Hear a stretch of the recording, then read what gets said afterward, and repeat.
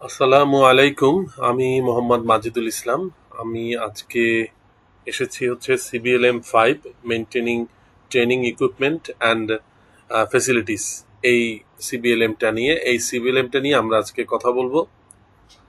মূলত এই সিবিএলএমটার যে আমাদের যে ভিডিও ফরম্যাটটা সেটা সাজানো এইভাবে যে আমরা যেন আমাদের যে রিটেন অ্যাসেসমেন্ট হবে সেই রিটেন অ্যাসেসমেন্টে প্রত্যেকটা প্রশ্নের জন্য আমরা সর্বোচ্চ 3 মিনিটের মতো সময় পাবো। তার মধ্যে 30 সেকেন্ড যাবে আমাদের প্রশ্ন বুঝতে।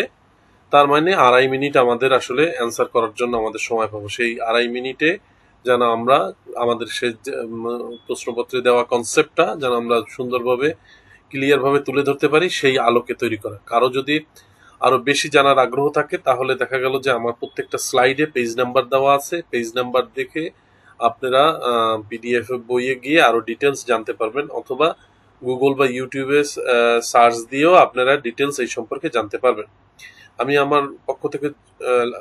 আমার পক্ষ থেকে সর্বোচ্চটুকু চেষ্টা করেছি আপনাদের কাছে জিনিসগুলো খুব সহজ এবং সাবলীল ভাষায় তুলে ধরার জন্য। এক্ষেত্রে আমরা দুইটি ভাষা ব্যবহার করেছি, একটা হচ্ছে ইংরেজি আর একটা হচ্ছে বাংলা। বাংলা ব্যবহার করেছি আমাদের বোঝার ক্ষেত্রে স্পষ্টতা আনার জন্য, এবং হচ্ছে ইংরেজি ব্যবহার করেছি যে আমাদের যে রিটেন অ্যাসেসমেন্ট হবে সেই রিটেন অ্যাসেসমেন্টে যেন আমরা প্রশ্নগুলো মানে রাইট ডাউন করতে পারি বা লিখতে পারি। এই ভিডিওটা আসলে মূলত তৈরি করা তাদের জন্য যারা হচ্ছে দেখা গেল যে বিভিন্ন কাজের চাপে ওইরকম সময় দিতে পারেন না। কারণ হচ্ছে এক একটা সিবিএলএম অলমোস্ট 80 থেকে 100 পেজের, প্রত্যেকটা পেজ পড়ে আসলে পড়ার মতো আসলে সময় সবার হয় না। অনেকে দেখা গেল সংসারের চাপে বা অন্যান্য কাজে খুব বেশি ব্যস্ত থাকেন, তারা যেন রাতে দেখা গেল 1 ঘন্টা বা আধা ঘন্টা প্র্যাকটিস করলে 2-3 দিন প্র্যাকটিস করে একটা সিবিএলএম আত্মস্থ করতে পারে। আমি অনুরোধ করব আপনারা এই কোশ্চেনগুলো সাথে সাথে নোট ডাউন করে নেবেন বা নোট ডাউন করে নিজের দ্বারা লেখার প্র্যাকটিস করবেন। কারণ পরীক্ষা হলে হঠাৎ করে অনেকদিন পর, আমরা তো সাধারণত এরকম লেখালেখির মধ্যে থাকি না, অনেকদিন পরে হঠাৎ করে লেখার অভ্যস্ততা না থাকার কারণে দেখা গেল যে হাত দ্রুত চলতে চায় না। সুতরাং আপনার প্রত্যেকটা প্রশ্ন দেখা গেল যে আপনার 3 মিনিট বা 2.5 মিনিটের মধ্যে লিখতে পারেন কিনা সেই অভ্যস্ততাটা তৈরি করবেন। আশা করি যে প্রশ্নগুলো আমি এখানে টপিকগুলো তুলে ধরছি এর বাইরে আর কোনো টপিক ওরকম ভাবে আসবে না, আমাদের অভিজ্ঞতা থেকে যেটা বলে। তো এই প্রস্তুতি সর্বশেষ প্রস্তুতি না, তারপরও যদি প্রস্তুতি নেওয়ার পরে যদি আপনাদের মনে হয় আরেকটু করবেন, তাহলে দেখা গেল যে আরেকটু ঘাটাঘাটি করে আরেকটু আপনাদের প্রস্তুতিটা বাড়িয়ে নিতে পারেন। আল্লাহ আপনাদেরকে কবুল করুন। রাব্বিস সাহলি সদরি ও ইয়াসসিরলি আমরি উহলুল উকদাতাম মিন লিসানি ইয়াফকাহু কওলি। আল্লাহর নামে শুরু করছি। আল্লাহ আমাদেরকে এই কর্মকাণ্ডকে সাদগা জারিয়া হিসেবে কবুল করুক এবং আপনাদেরকে সফলতা দান করুক। প্রথমে আমরা তো যে বিষয়টা নিয়ে কথা বলবো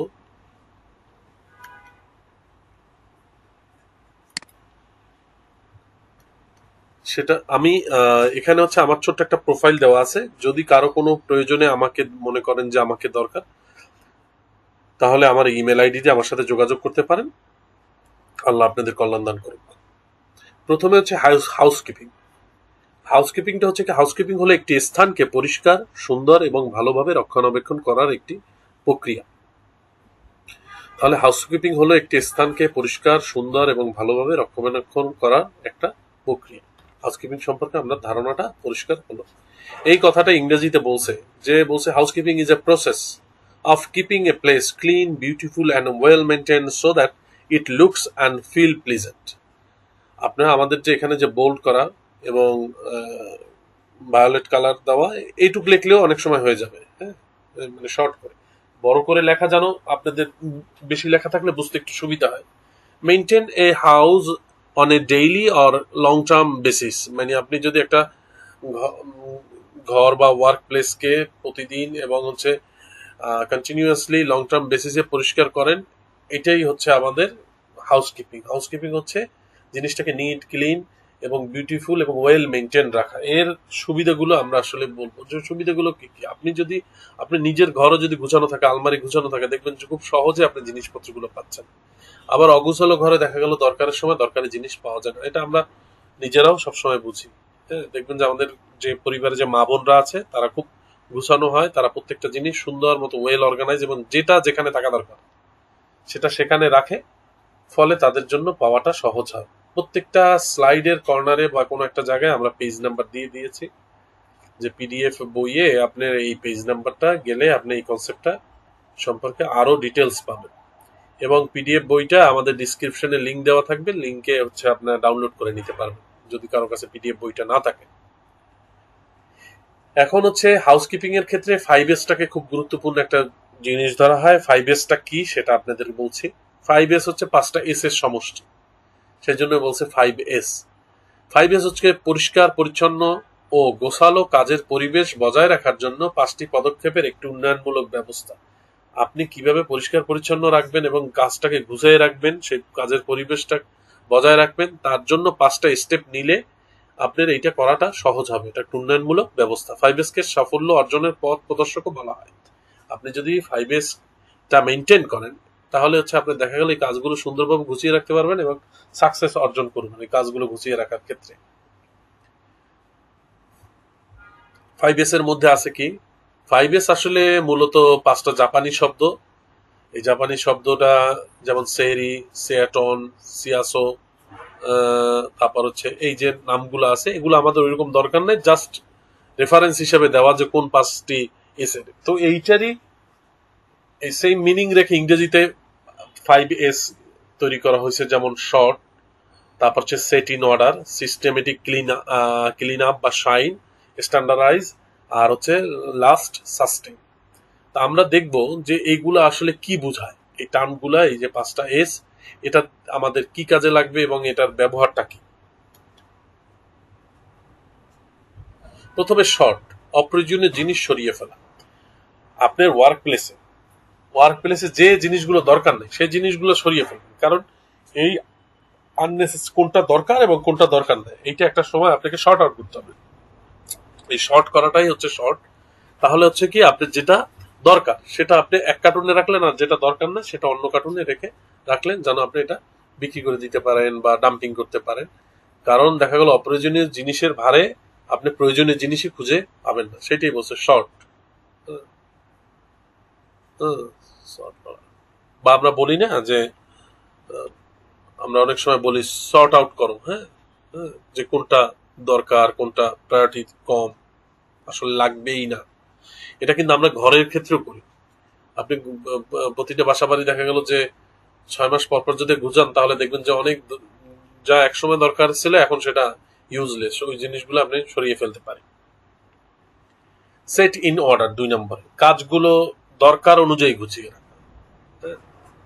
যেটা যেখানে দরকার সেইটা আপনি এখন আপনার কর্মক্ষেত্রে যে দেখা গেল অনেকগুলা রেঞ্জ আছে বা অনেকগুলা ইকুইপমেন্ট আছে, সেই ইকুইপমেন্ট গুলো যদি আপনি নাম্বার ওয়াইজ সাজাই রাখেন, যে এইটা 5 ml এর, এইটা 6 ml এর, এরকম ভাবে সাজাই রাখেন, তাহলে সেই জিনিসটা খুঁজে পাওয়াটা খুব সহজ হয় এবং দেখবেন যে কাজের একটা পরিবেশ তৈরি হয়। হ্যাঁ, দরকার অনুযায়ী কাজগুলোকে গুছিয়ে রাখা। তারপর সিস্টেমেটিক ক্লিন আপ বা শাইন, কাজের স্থান এবং জিনিসপত্র ভালোভাবে পরিষ্কার রাখা। আপনি যদি জিনিসপত্র এবং কাজের স্থান পরিষ্কার পরিচ্ছন্ন না রাখেন তাহলে কিন্তু সেটা আসলে কাজের একটা সুষ্ঠু পরিবেশ তৈরি করবে না। আর স্ট্যান্ডার্ডাইজ হচ্ছে কাজের যে আদর্শ নিয়ম, সেই কাজের আদর্শ নিয়ম মেনে চলা। হ্যাঁ, প্রত্যেকটা কাজের তো একটা সত্যিকার অর্থে নিয়ম আছে, তাই না? সেই নিয়ম মেনে চলাটাই হচ্ছে স্ট্যান্ডার্ডাইজ। আর 5 হচ্ছে সাস্টেন, এই যে নিয়মিত নিয়মগুলো ধরে রাখা, এই যে কথাগুলো বলা হইলো এইগুলো আপনি নিয়মিত করবেন। একদিন করলেন আর দেখা গেল 6 মাসে আর কোনো করা জিনিসগুলো গুছানোর নাম নেই, এরকম না। কন্টিনিউয়াসলি আপনি এই জিনিসগুলো ধরে রাখবেন, সেটি হচ্ছে সাস্টেন। তাহলে আমরা আমাদের দৈনন্দিন জীবনে বা ওয়ার্ক প্লেসে, কর্মক্ষেত্রে, বাসাবাড়িতে সব জায়গায় এই 5S এর থেকে উপকৃত হব। আশা করা যায় যে 5S যদি মেনে চলি তাহলে আমাদের এটা আরো জীবনটা সহজ হবে। 5S এর উপকারিতা কি? 5S নিরাপত্তার উন্নতি সাধন করে। কিভাবে নিরাপত্তার উন্নতি সাধন করে? আপনি দেখেন ধারালো বস্তু যদি নিচে পড়ে থাকে আপনার পা কেটে যেতে পারে, ধারালো বস্তু নিচে পড়ে থাকলে গুছানোর সময় দেখা গেলে হাত কেটে যেতে পারে, তাই না? অপচয় রোধ করা, আপনি একটা জিনিস খুঁজে পাচ্ছেন না, আবার কিনে নিয়ে আসলেন, পরে আবার খুঁজে পেলেন, তাহলে ওই জিনিস দুইটার দরকার নেই। অপচয় রোধ করা, জিনিসটা পড়ে আছে, নষ্ট হয়ে যাচ্ছে, তা দিয়ে অপচয় হয়। কর্মীর নৈতিক মনোবল বৃদ্ধি করে।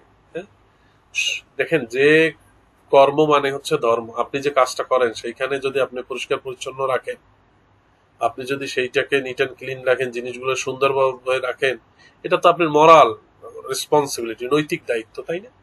উপযোগী কর্ম পরিবেশ তৈরি করবেন। আপনি একটা কাজ করতেছেন, এখন আপনি ছাড়া কেউই ওই কাজটা খুঁজে পাচ্ছে না, জিনিসটা খুঁজে পাচ্ছে না, দরকার হইলে সে ওইটার কোনো হেল্প নিতে পারতেছে না, সেটা তো উপযোগী কর্ম পরিবেশ না। কর্ম পরিবেশ এমন যে সবাই সবকিছু যেন এক্সেস পায়, জিনিসগুলা এমন ভাবে রাখা সবার জন্যই যেন এটা এক্সেসেবল হয়, পণ্যের পরিমাণগত এবং গুণগত মান বৃদ্ধি করে। আপনি যদি একটা জিনিস যত্ন করে রাখেন, সুন্দর মতো পরিষ্কার করে রাখেন, ঠিক মতো জায়গায় রাখেন যেটা যেখানে, তাহলে ওই জিনিসটা সার্ভিস মানটা অনেক ভালো হবে। দেখা গেল আপনি একটা ধারালো জিনিস, কাটার জিনিস নিচে ফেলে রাখলেন, স্টেইন পড়লো বা জং পড়লো, জিনিসটার ধার কমে গেল, কাজের ক্ষেত্রে এটা দীর্ঘদিন টিকলো না, তাহলে আসলে কি হলো, পরিমাণগত এবং গুণগত মান নষ্ট হয়ে গেল। কাজের কর্মীদের সন্তুষ্ট বাড়ে, আপনি যখন যে জিনিস যেখানে রাখার কথা সেখানে সে জিনিস যদি রাখেন, কর্মীরা তাহলে প্রত্যেকটা জিনিস খুঁজে পাবে, তাদের মধ্যে একটা স্যাটিসফ্যাকশন আসবে, তার মধ্যে একটা শৃঙ্খলা আসবে, কর্মীদের মধ্যে আন্তর সম্পর্ক শক্তিশালী হয়, তারা সবাই জানে যে কোন জিনিস কোথায় রাখা আছে, দূর থেকেও বলে দিতে পারবে এই ড্রয়ার খোলো, এই জিনিসটা এখানে পাবা, ওই জিনিসটা ওইখানে পাবা। এরকম কর্মীদের কর্মস্থলের প্রতি আনুগত্য বৃদ্ধি পায়। এই জিনিসটা আমাদের 5S এর উপকারিতা। তো 5S এর উপকারিতা আপনারা নর্মালি উত্তর দিতে পারবেন, ঠান্ডা মাথায় একটু যদি মেমোরাইজ করেন তাহলে এটা আপনাদের জন্য সহজ হবে। এই জিনিসটাই ইংরেজিতে বলা হয়েছে। 5Sটা কি?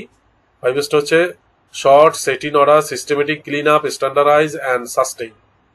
হ্যাঁ, আর এর অবজেক্টিভটা বলছে promote safety, improve work flow, better productive quality, reduce inventory West, give people control of their work place. এই কথাগুলো ইংরেজিতে বলা হয়েছে। আপনারা দেখা গেল 5টা বা 6টা লিখতে পারলেই ইনশাল্লাহ আপনার জন্য সাফিসিয়েন্ট হবে। এখন বলছে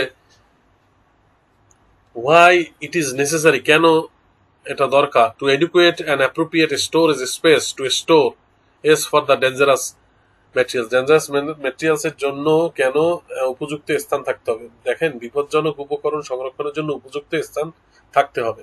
এই প্রশ্নটা আছে হচ্ছে আমাদের পেজ নাম্বার 39-এ, CBLM 5-এ। যেমন ম্যাটেরিয়ালস এবং কনজিউমেবল যে প্রোডাক্ট বা গুডস গুলো আছে, এগুলো আমাদের একটা জায়গায় রাখতে হবে উপযুক্ত স্থানে। টুলস অ্যান্ড ইকুইপমেন্ট গুলো আমাদের উপযুক্ত এবং জায়গায় রাখতে হবে, কারণ এগুলো যদি পড়ে থাকে তাহলে দেখা গেলো এটা বিপদের কারণ হতে পারে, সেফটির ক্ষেত্রে অনেক বড় ইস্যু হতে পারে। ওয়েস্ট মেটেরিয়ালস প্রপার, আপনি যদি West materials a proper dumping না করেন, প্রপার যে ম্যানেজমেন্টের আন্ডারে না আনে, তাহলে দেখা গেল যে এটা পরিবেশের জন্য হার্মফুল হতে পারে। বিশেষ করে দেখেন যে হেলথ সেক্টরে যদি আপনি ওয়েস্ট মেটেরিয়ালস প্রপারলি আপনি যদি মানে মেনটেন না করেন, তাহলে সেটা কিন্তু অনেক হেলথ হ্যাজার্ড অনেক গুণ বাড়িয়ে দিতে পারে। এখানে ফার্স্ট এইড কিটস এর কথা বলা হয়েছে, কিটস এর মধ্যে অনেকগুলোর কথা বলা হয়েছে। পেজ নম্বর 39-এ basic first aid kit note, individual wrapped sterile adhesive dressing, এরকম অনেকগুলোর কথা বলা হয়েছে। এখন এই জিনিসগুলো আমাদের জন্য মনে রাখা একটু বা মুখস্থ রাখা একটু ডিফিকাল্ট। আমি চিন্তা করলাম যে এইগুলার পিক্টোরাল যদি আমি দিতে পারি তাহলে হচ্ছে এগুলো মনে রাখাটা সহজ হবে। যেমন আপনি individual wrapped sterile adhesive dressing বলতে যেটা বোঝায় সেটা আমি 2 নম্বর পিকচারে তুলে ধরলাম। স্টেরাইল আইপ্যাড বলতে যেটা, সেটা 3 নম্বরে। 4 নম্বরেরটা দেখবেন পিকচার 4 নম্বরে আছে। ট্রায়াঙ্গুলার ব্যান্ডেজ 5 নম্বরে আছে। তাহলে ছবি সহ দেখলে দেখা গেল আমাদের জন্য জিনিসটা মেমোরাইজ করাটা সহজ হয়। এরকম আপনাদের সব লিখতে হবে তা না, দেখা গেল আপনারা কিছু যদি লিখতে পারেন 5-6টা তাহলে তো হয়ে গেল। সিজার আছে, আর্টারি ফরসেপ আছে, গজ আছে, কটন আছে, তারপর প্রবিসেপ আছে, তারপর হেক্সিসল আছে, তারপর কিডনি ট্রে আছে, এইগুলা থাকতে হবে। গ্লোভস আছে, হ্যাঁ, ডিস্টিল ওয়াটার আছে, তারপর হচ্ছে এই জিনিসগুলা। তারপর বলছে কি সেফটি পিন, তারপর হচ্ছে 6-7-এ বলা হয়েছে কি small medium large adhesive tape, rubber thread, আটের ছবি দিয়ে দিছি আমরা। 9-এ সিজারের ছবি দিয়ে দিছি, ডিসপোজেবল গ্লোভসের ছবি দিছি। 11-তে আই বাথ, কিভাবে আই বাথ হয় সেটার ছবি দিয়ে দিছি। এই ছবিগুলো দেখলে আপনাদের জন্য আশা করি মেমোরাইজ করাটা সহজ হবে। দেখেন, যে পারে তার জন্য তো সবই সহজ, কিন্তু সবাই তো আর সবার মতো না। অনেক মানুষ আছে দেখা গেল বয়স হয়ে গেছে, মুখস্থ মনে রাখতে পারে না। এই জিনিসটা আসলে ভিডিওটা তৈরি করার মূল উদ্দেশ্যটা হচ্ছে, আমি যখন লেভেল 4 করতে গেছি আমার কাছে যে মনে হয়েছে যে এখানে সহযোগিতা ওই রকম অ্যাভেলেবেল হেল্প মানে করার মতো রিসোর্স বা এটা নাই।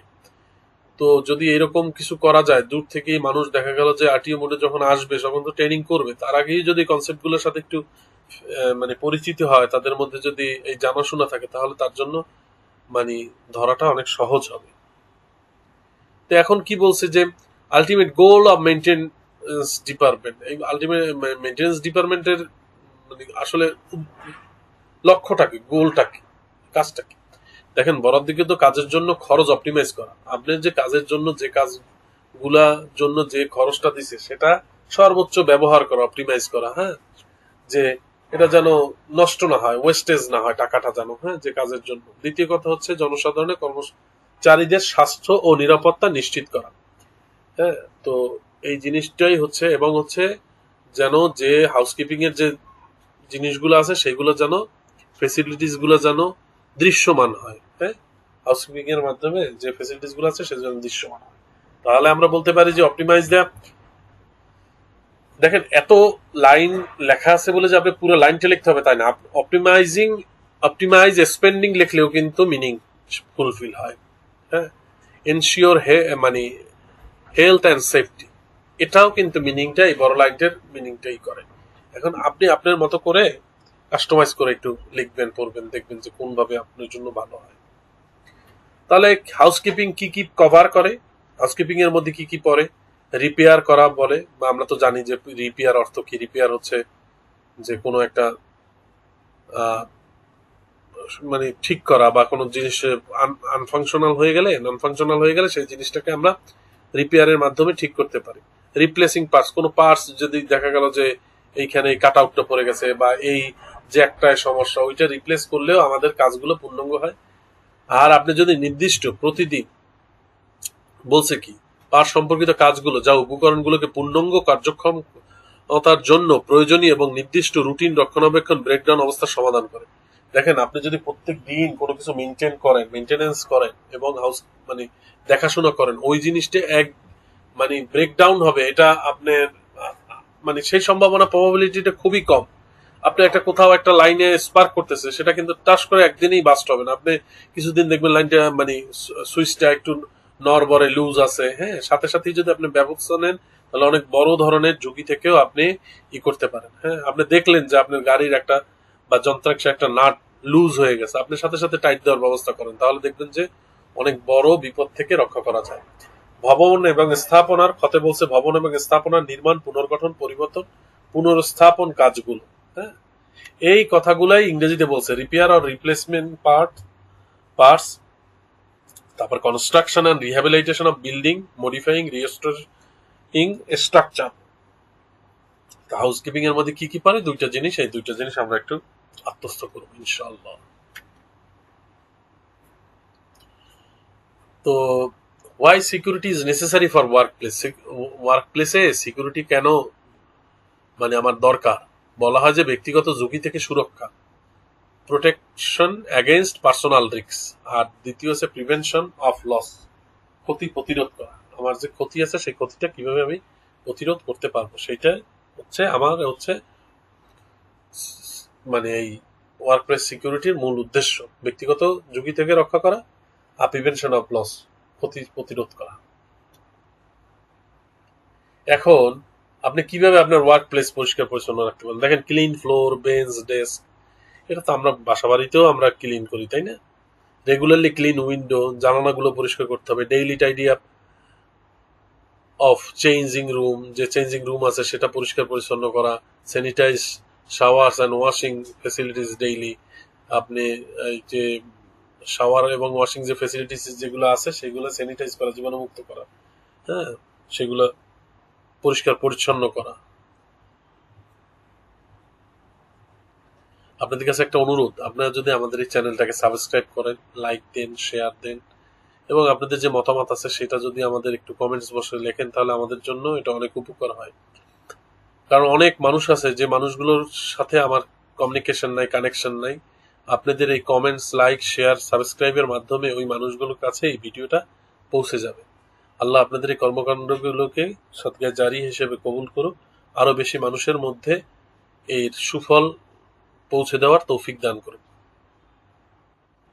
এখন non functional tools and equipment বলতে বোঝাচ্ছে কি? Non functional tools and equipment বলতে বোঝাচ্ছে যে যে মানে টুলস অ্যান্ড ইকুইপমেন্ট গুলো তার অ্যাভেলেবেল, মানে not able to perform it's regular function, যার যেটা করা দরকার সে সেটা করতে পারতেছে না। ধরেন একটা হ্যাকসো ব্লেডের কাজ হচ্ছে একটা রড কাটা, সে এখন ওই ধার না থাকার কারণে দেখা গেল সে এটা কাটতে পারতেছে না। একটা মেশিনের কাজ হচ্ছে, একটা ড্রিল মেশিনের কাজ হচ্ছে ড্রিল করা, এখন সে দেখা গেল যে সে ড্রিল করতে পারতেছে না। সোজা কথা, যার যে কাজটা করা সেই কাজটা যখন করতে পারে না তখন সে নন ফাংশনাল একটা ইকুইপমেন্টে পরিণত হয়। কি কারণে?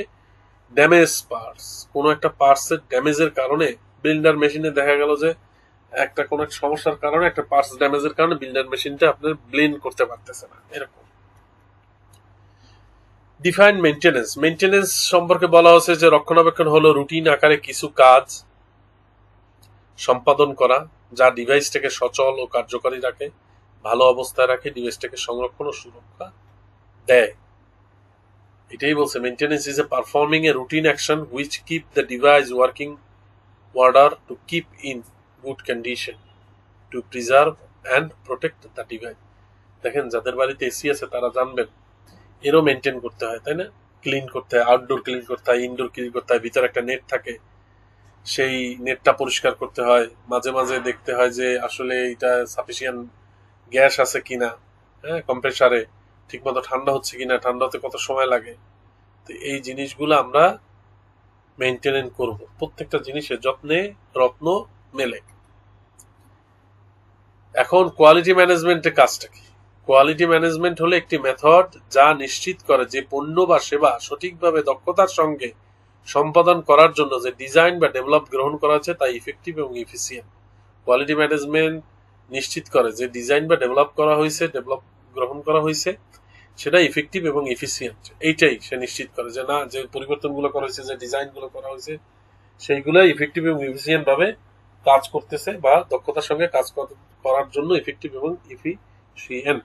এটা আমাদের সিবিএলএম 5 পিডিএফ বইয়ের 66 নাম্বার পেজে আছে, 66 নাম্বার পেজে আছে।